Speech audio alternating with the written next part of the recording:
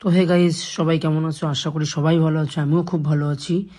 এখন রাত বাজে প্রায় 12টা, 12:30। তো এত রাতে আমরা কি করছি আর এত খাবার দাবার কেন প্যাকিং করছি? তার কারণ আমরা পিকনিক করব। তো সকালবেলার ব্রেকফাস্ট সেটা আমরা রাতের বেলা তৈরি করে রাখছি, যাতে পিকনিক স্পটে গিয়ে আমরা সেটা খেতে পারি। একটা কথা না বললে নয়, দিদি কিন্তু আমাদের সঙ্গে ভীষণ কষ্ট করছে। মানে আমরা এখানে প্যাকিং করছি, দিদি আমাদের চা বানিয়ে দিচ্ছে, মানে অনেক কষ্ট করছে। দাদাও ছিল।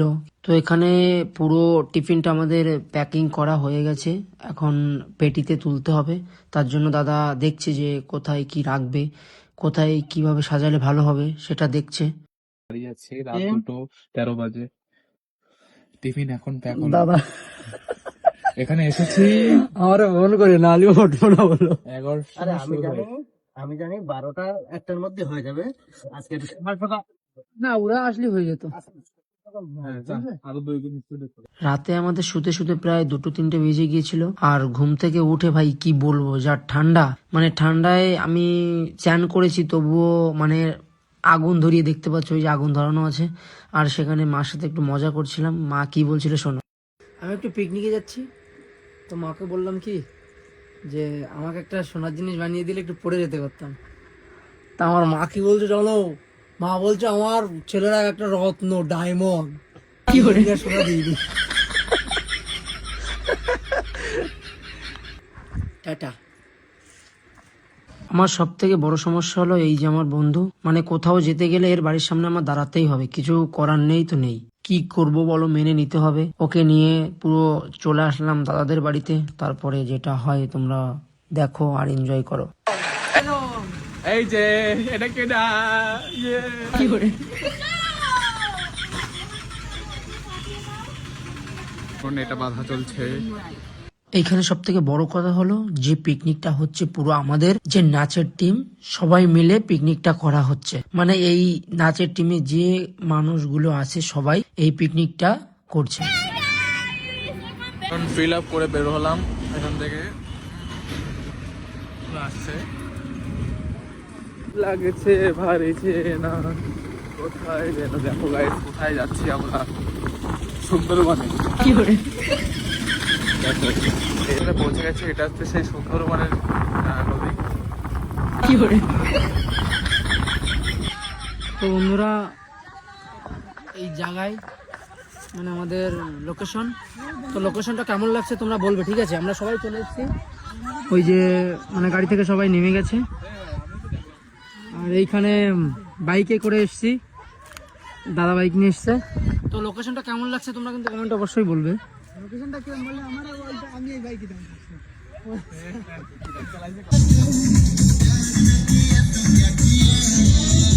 তো এখন এই পেটি থেকে খাবারগুলো বের করা হচ্ছে, মানে টিফিনগুলো বেরোনো হচ্ছে, সবাইকে এক এক করে দিতে হবে। তো সবাইকে এক এক করে দেওয়ার জন্য সাহায্য করছে দাদা, আর বিতরণ করছে আমাদের নায়ক অস্টিন। और नींद पूरी करें। कहाँ गए? सो गए क्या? Enjoy playing songs and repeat with Spotify.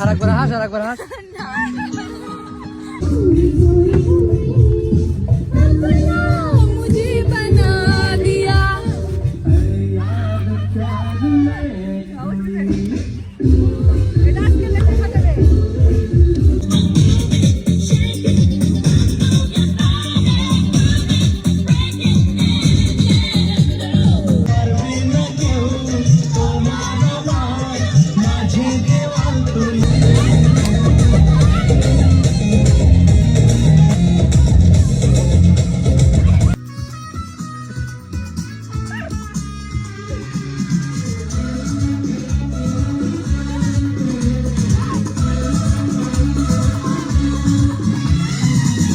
হাত দেবে না, হাত দেবে না, উনি কি খাবে?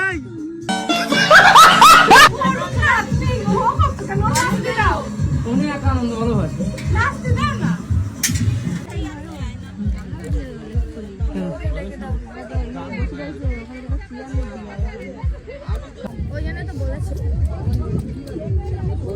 গরম আর কোথায় একটু বেশি ফোকাস দেয় শ্রীনাথের, আসলে আমার ভঙ্গিটা ওর খুব ভালো লাগে। আমি আছি জলের দায়িত্বে, ওয়াটার কি মিনিস্টার। এখানে খাওয়া চলছে, কেমন হয়েছে গাইস? ভালো। লজ্জা পেয়ে গেছে। এইখানে সবাই নাচ করেছে, সবাই এনজয় করেছে, কিন্তু এখানে মেন পয়েন্টে যে দাদা আছে রথিন দা, তিনি কিন্তু একটুও এনজয় করতে পারেনি, কারণ এই যে প্রোগ্রামটা পুরো পিকনিকটা উনি নিজেই সামলাচ্ছে, তার জন্য ভিডিওয়ে ওনাকে খুব কম দেখা যাচ্ছে। তো বন্ধুরা, পিকনিক করতে এসেছি, খাওয়ার পরে নাচবো না তাই কখনো হয়?